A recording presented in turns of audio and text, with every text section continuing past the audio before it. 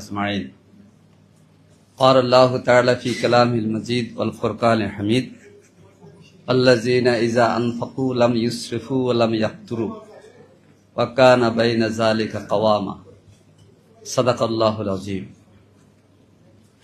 সম্মিলিত ওলামা মাশায়েখ পরিষদের উদ্যোগে প্রাক বাজেট সংলাপ ওলামা কেরামের ভাবনা শীর্ষক এই আলোচনা সভার জনাব সভাপতি বাংলাদেশের বিশিষ্ট আলেম মাওলানা আবু তাহের জিহাদি, উপস্থিত প্রধান অতিথি সাবেক অন্তর্বর্তী সরকারের ধর্ম উপদেষ্টা প্রফেসর ডক্টর আফম খালিদ হোসেন সাহেব আসবেন ইনশাআল্লাহ কিছুক্ষণের মধ্যেই। বিশেষ অতিথি হিসাবে উপস্থিত রয়েছেন বাংলাদেশ জামাত ইসলামীর সম্মানিত সেক্রেটারি জেনারেল সাবেক এমপি অধ্যাপক মিয়া গোলাম ফরওয়ার। আজকে আমার শ্রদ্ধেয় এবং আমি যাদেরকে বক্তৃতা ফলো করি, বিগত ফেসিস্ট আমলে এই সম্মিলিত ওলামা মাশায়েখ পরিষদের ব্যানারে যারা রাজপথে দাড়ি টুপিদের প্রতিনিধিত্ব করেছেন, আমার শ্রদ্ধেয় প্রিয় নেতা মহিউদ্দিন রব্বানী এবং মাওলানা আহমদ আলী কাসেমি, আমাদের সকলের উস্তাদুল আসাতেজা অধ্যক্ষ মাওলানা জয়নুল আবদিন, তিনি হচ্ছেন দেশখ্যাত বিশ্বখ্যাত আমাদের সকলের তাজ। আজকের সভায় উপস্থিত বিভিন্ন পর্যায়ের আমাদের ফখরুল ভাই সহ অনেক ওলামায়ে কেরাম, সাংবাদিক বন্ধুগণ, প্রিয় উপস্থিতি। প্রাক সংলাপ আলোচনা ওলামায়ে কেরামের ভাবনা। অনেকে ওলামায়ে কেরামকে কটাক্ষ করে বলেন যে তারা কবরের কথা বলে, বেশি দুনিয়ার কথা বলে না। মোল্লা নামও কটাক্ষ করেন, কিন্তু তার বাপের জানাজা দিতে হয় একজন মোল্লাকে। ভিন্ন নামও কটাক্ষ করেন। জঙ্গি নামে কটাক্ষ করতে করতে এখন টায়ার্ড হয়ে গেছে, এখন আর জঙ্গি বলে না, বলে গুপ্ত। কি বলেন? তা আজকে ওলামায়ে কেরামের ভাবনা এটাই বুঝাই দিচ্ছে যে আগামী দেশের অর্থনীতি সহ দেশের ইনসাফের নেতৃত্ব দিবে ওলামায়ে কেরাম। মানুষ বলে যে গ্যালারিতে এখন ট্রেজারি বেঞ্চ আর ওদিকে বিরোধী দলের বেঞ্চ, টুফি আর টুফি। অপেক্ষা করেন কোন সময় আবার ট্রেজারি বেঞ্চে সব টুফি আবার চলে যায় ইনশাআল্লাহ। প্রিয় ভাইরা, কয়েকটা কথা বলবো। বাজেট নিয়ে কথা হয়েছে। বাজেটের মধ্যে আয় আছে আর কি আছে? ব্যয় আছে। ব্যক্তিগত জীবনে আয় এবং ব্যয় হয়। ব্যক্তিগত জীবনে সেই ব্যক্তি ব্যর্থ যে ব্যক্তি আয়ের সাথে সঙ্গতি রেখে ব্যয় করে না। আল্লাহ তাআলা বলছেন, ওয়ামিম্মা রাযাকনাহুম ইউনফিকুন, তুমি খরচ করবে যতটুকু রিজিক আল্লাহ তাআলা তোমাকে দিয়েছেন। আপনি হারাম টাকা দিয়ে যদি ইলিশ মাছ কিনে খান, জায়েজ হবে? হারাম টাকা, ঘুষের টাকা, প্রতারণার টাকা দিয়ে বাড়ি বানালেন, বাড়ির নাম দিলেন বাইতুত তাকওয়া, হবে? হবে। আল হালালু বায়্যিনুন ওয়াল হারামু বায়্যিনুন। আল্লাহ তাআলা তার রাসূলের মাধ্যমে হালাল এবং হারাম নির্দিষ্ট করে দিয়েছেন। আমরা আমাদের প্রিয় মাতৃভূমি, এই প্রিয় বাংলাদেশ, আলেমরা যখন কথা বলে যে আলেমরা তো কবর ছাড়া কিছু বোঝে না। আমরা চাই, আমাদের প্রধান অতিথি এসে গিয়েছেন আলহামদুলিল্লাহ।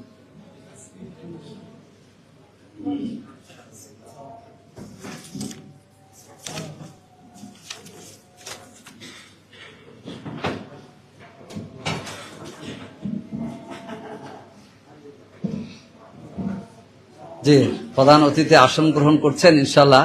আর দুইজন আমাদের বক্তব্য শুনবেন। যদি কথা বলতেছিলাম, দেশের অতীতে বাজেট প্রণয়ন করা হয়েছে। একটা এবং দুটা বাজেটের যিনি সাক্ষী, ধর্ম মন্ত্রণালয়ের সাবেক উপদেষ্টা, যিনি আমাদের সকলের শ্রদ্ধেয় আলেমে দ্বীন, তিনি এসে প্রধান অতিথি আসন গ্রহণ করেছেন। তিনি বলবেন তার অভিজ্ঞতা। এবং 2417 জন শিশু ধর্ষণ, হত্যা এবং বিড়ম্বনার শিকার হয়েছে। আমি রানিসা, তার কথা কি ভুলে যায়? শুধু দর্শন করে নাই, গলা কেটেছে, হাত কেটেছে, ডিএনএ টেস্টে ধরা পড়েছে। তাহলে আজকে বাজেট কোথায় দিবেন? বাজেট দিতে হবে ওই মুক্তবের ক্ষেত্রে, কিন্তু মুক্তবের জন্য বাজেট ঠিক করে দেয় না, যাই দেয় বলে যে খরচ হয় না। বাজেট তো দিতে হবে ইসলামী ফাউন্ডেশনে, বাজেট দিতে হবে ইসলামিয়া ফাউন্ডেশনের গণশিক্ষা কার্যক্রমে, বাজেট তো দিতে হবে ইফতেদায়ী মাদ্রাসার ওখানে। কেন ইফতেদায়ী মাদ্রাসা সরকারি করা হচ্ছে না? বাংলাদেশে 3টা আলিয়া মাদ্রাসা সরকারি, 3টা মাত্র। সরকারি কলেজ কত? সরকারি কলেজ হোক আমরা চাই, কিন্তু আমরা মনে করি যে এই বাজেটে সরকারি আলী মাদ্রাসা কয়টা হবে, আমরা 1টা 10টা দাবি করব না, আমরা চাই 3টা নয়, বাড়াইতে হবে। কি বলেন, একমত? ইফতেদায়ী মাদ্রাসাকে সরকারিকরণ করতে হবে, সামর্থ্যের আলোকে করে।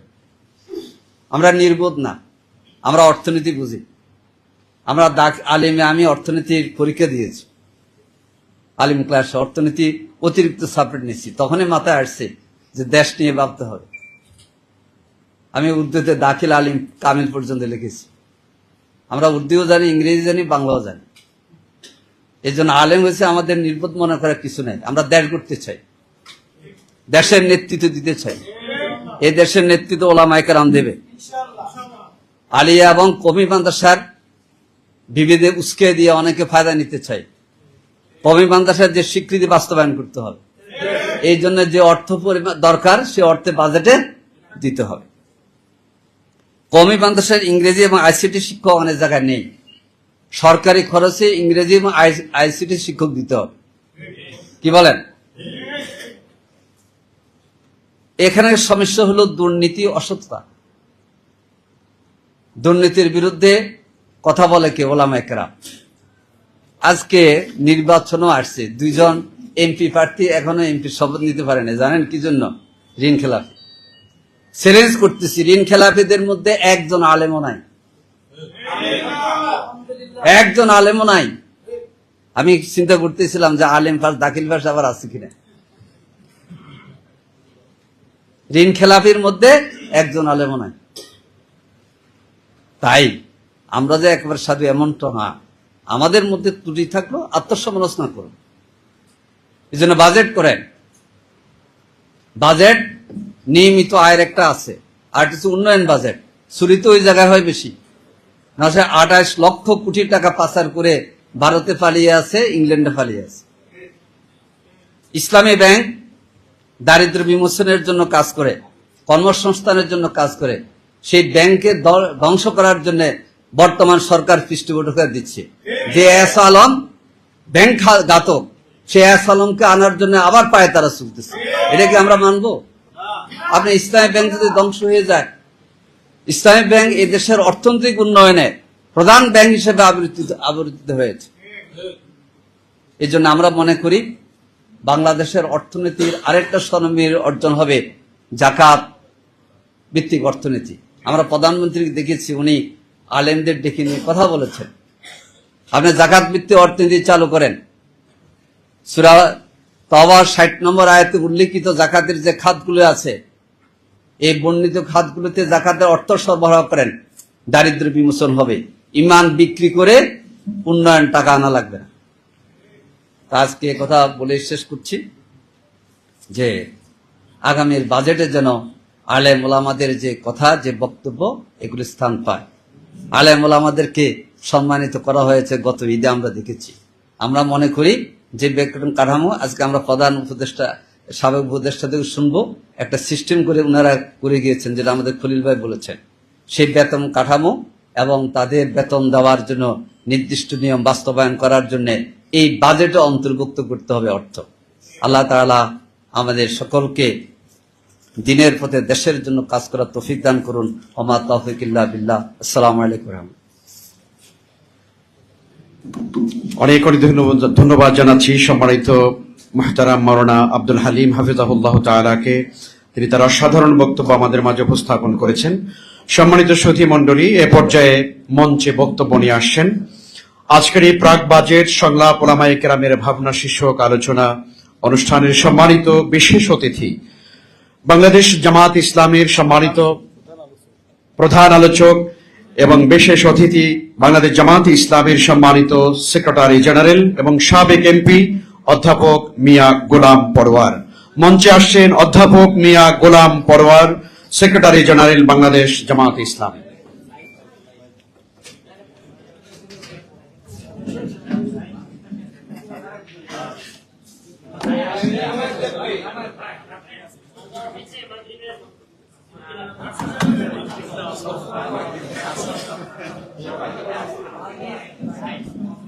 আমরা এখানে এখন পরে একেবারে আসল করবো এখন টাইম আছে সব। আসসালামু আলাইকুম ওয়া রাহমাতুল্লাহি ওয়া বারাকাতুহু।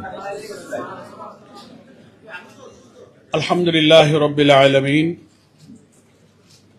সালাতু ওয়াসসালামু আলা সাইয়্যিদিল মুরসালিন ওয়া আলা আলিহি ওয়া সাহবিহি আজমাইন। বাংলাদেশের উলামা মাশায়েখরা আসন্ন জাতীয় বাজেট নিয়ে তাদের ভাবনা জাতীয়ভাবে জাতির সামনে প্রকাশ করবেন। জনগণ জানবে দেশ, জাতি, সমাজ, সভ্যতা নিয়ে সম্মানিত ওলামায়ে কেরাম যে এখন অধিকতরভাবে সচেতন হয়ে উঠেছেন, আজকের এই বাজেট ভাবনার এই আলোচনা তার প্রমাণ করে।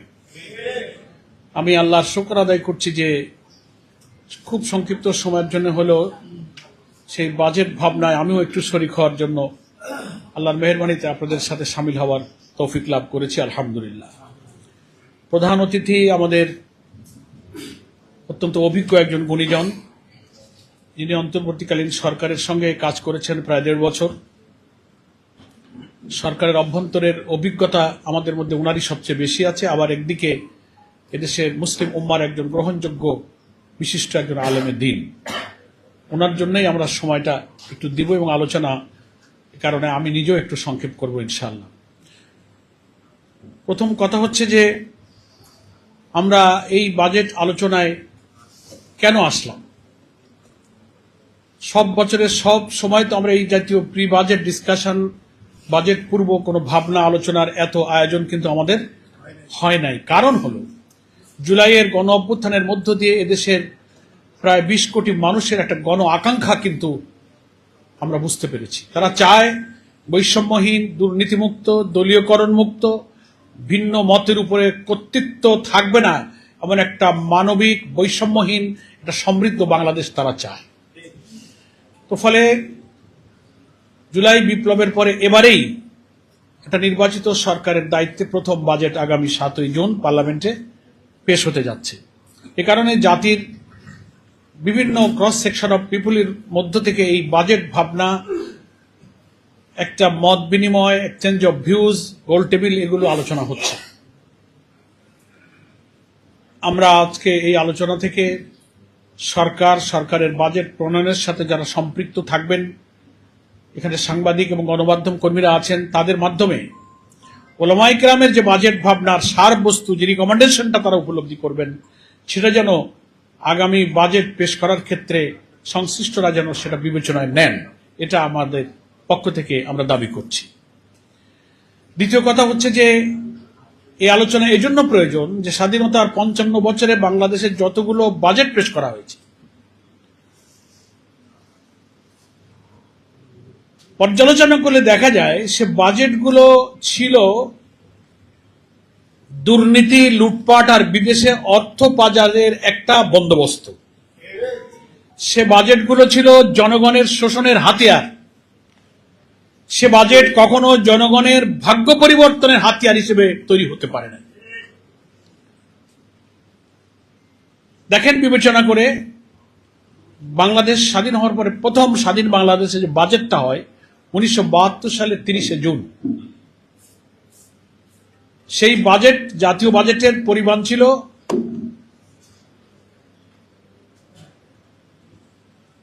786 কোটি টাকা। 786 কোটি টাকা ছিল বাংলাদেশের 72 সালের প্রথম বাজেট। আর এবার যেটা 26-27 অর্থ বছরে বাজেট হতে যাচ্ছে, অর্থনীতিবিদ, রাজনৈতিক বিশ্লেষক, বাজেট বিশেষজ্ঞরা যতটা আভাস পাচ্ছেন, বাজেট তো অলরেডি হয়ে গেছে সরকারের, এখন সে বক্তৃতা অর্থমন্ত্রী লেখা হয়েছে 7 তারিখে পেশ হবে। ফলে ভেতর থেকে আমরা যা খবর পাচ্ছি, প্রায় 9,33,000 কোটি টাকার বাজেট এবার পেশ হবে। তাহলে 786 আর 9,33,000 কোটি, কত শত গুণ বাজেটের সাইজটা বড় হয়েছে। কিন্তু মানুষের, সমাজের, সভ্যতার, জাতির, চরিত্রের, জীবনমানের কোনো পরিবর্তন কিন্তু হয়নি। সেই নিরন্ন, অনাহারী, অন্নহীন, বস্ত্রহীন মানুষের আহাজারি এখনো আছে। ফুটপাতে মানুষ এখনো শুয়ে থাকে। বড় লোক আরো বড় হচ্ছে, দরিদ্ররা আরো দরিদ্র হচ্ছে। ওয়ার্ল্ড ব্যাংক তার সমীক্ষায় বলেছে, আন্তর্জাতিক সংস্থাগুলো জরিপ করে দেখেছে, এশিয়ান ডেভেলপমেন্ট জরিপ করেছে, বাংলাদেশের বাজেটের যে সামাজিক সুরক্ষা একটা খাত আছে, সোশ্যাল সিকিউরিটি, একটা সেফটি নেট থাকে, মানুষের দারিদ্র্য বিমোচন করে মানুষ যেন সামাজিকভাবে সুরক্ষা থাকতে পারে, তার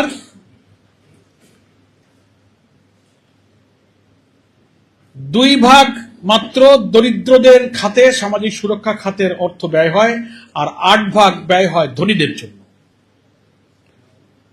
সামাজিক সুরক্ষা খাতের খরচ গরিবদের চেয়ে বড় লোকদের জন্য 4 গুণ বেশি ব্যয় করা হয়। সেজন্য ওলামায়ে কেরামের এই বাজেট ভাবনার মধ্য থেকে আমি কয়েকজনের সম্মানিত আলোচকের যে অনুভূতি এবং আবেগ, যে আকাঙ্ক্ষাটা বুঝতে পারলাম, যে সরকার তো বাজেটে অনেক খাতে করবে, কৃষি, শিল্প, স্বাস্থ্য, সামাজিক সুরক্ষা, সংস্কৃতি, আরো অনেক খাত আছে। তো মুসলিম উম্মার কল্যাণে যেখান থেকে আলেম এবং জাতীয় চরিত্র তৈরি হয়, সেই শিক্ষা, সেই মাদ্রাসা, সেই ওলামায়ে কেরাম, সেই মসজিদ মাদ্রাসা, সেই ইসলামী চেতনা এবং মূল্যবোধ জাগাবার জন্য বাজেটের অর্থ বরাদ্দের পরিমাণ কত, এটা একটা প্রশ্ন। আলোচনা সেটাই বলতে চেয়েছেন। আপনাদের কাছে ছোট্ট একটা তথ্য দিই। গত বছর 2025-26 যে বাজেটটা এখন চলছে, সামনে যেটা আসছে 26-27 সালের বাজেট, টোটাল শিক্ষা খাতে যে বাজেট বরাদ্দ ছিল, টোটাল বাজেটের 14% শিক্ষা ও প্রযুক্তি খাতে বরাদ্দ ছিল। কোন কোন হিসাবে আসতেছে 11.88, যাই হোক, সে 11 হোক 14 হোক, এটা শিক্ষা এবং প্রযুক্তি খাতের বাজেট। আমি, আমার মা বোনেরা যোগ হয়েছে 13। পর্দা, হিজাব, মাথায় টুপি, দাড়ি, এই তো তাদের লেবাস।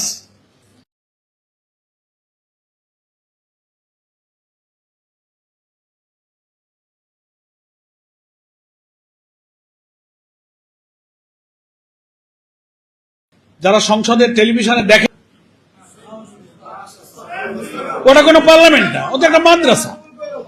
মানে ধর্মীয় শিক্ষা, চরিত্র, নৈতিকতা তৈরি হয়ে জাতীয় সংসদে জনগণের ভোটে এসে যোগ্যতার সাথে তারা দায়িত্ব পালন করছে, তারপরেও তারা স্বীকৃতি পাওয়ার যোগ্য হচ্ছে না। ফলে জাতীয় নেতৃত্বে যারা আছেন, বাজেট প্রণয়নে যারা তাদের চিন্তা, চেতনা, অভিজ্ঞতাকে কাজে লাগাচ্ছেন, এইসব বিদেশি আধিপত্যবাদের টাকায় পোষা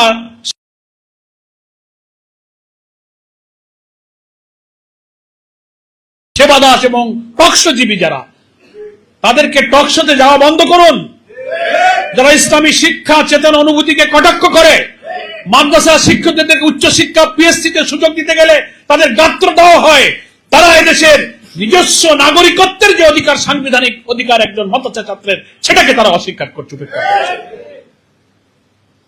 বাংলাদেশের সংবিধানের অনেক জায়গায় প্রত্যেকটি নাগরিকের শিক্ষার অধিকার, চাকরি পাবার অধিকার, যোগ্যতা মেধার ভিত্তিতে প্রত্যেকটি জায়গায় যাবার অধিকার একজন কলেজ, বিশ্ববিদ্যালয়ের শিক্ষিত যুবকের যেমন থাকবে, মাদ্রাসা শিক্ষিত যুবকেরও তেমনি থাকবে। এইসব টকশো বুদ্ধিজীবী আধিপত্যবাদী দেশবাদের যদি কথা বলে ক্ষোভ প্রকাশ করতে শোনা যায় না, যে বিশ্ববিদ্যালয়ের ছেলেরা ধর্ষণ করে, নেশা করে, গাঁজা খায়, মদ খায়, বিশ্ববিদ্যালয়ের আশেপাশে টিএসসি সরোয়ার্দিতে নেশাগ্রস্ত অবস্থায় পড়ে থাকে, একটা মাদ্রাসার ছেলেদেরকে ওখানে পাওয়া যায় না, সব ইউনিভার্সিটি। এইটা নিয়ে তো টকশোতে কোনো আলোচনা হয় না। ফলে মাদ্রাসা শিক্ষার খাতে বরাদ্দ না বাড়িয়ে কমিয়ে দিয়ে একজন পার্লামেন্ট মেম্বার, নাম বলার দরকার নেই, তিনিও বলতেছেন টক শোতে যে দেশের সব মাদ্রাসাগুলো বন্ধ করে দেওয়া দরকার। কি আজব ব্যাপার। কালকে দেখলাম একটা মহিলা টক শোতে এসে বলতেছে যে শরিয়া আইনকে থু দেই, শরিয়া আইন এদেশে মানি না আমরা। এদের কি মুসলমানের পরিচয়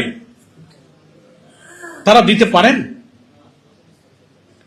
সম্মানিত সুধীবৃন্দ, মুআজ্জাজ উলামায়ে কেরাম, আমি তাই আজকে উলামা মাশায়েখদের এই বাজেট ভাবনা নিয়ে আপনারা যে এত সচেতন এবং দেশ জাতি নিয়ে আপনারা যে চিন্তা করছেন,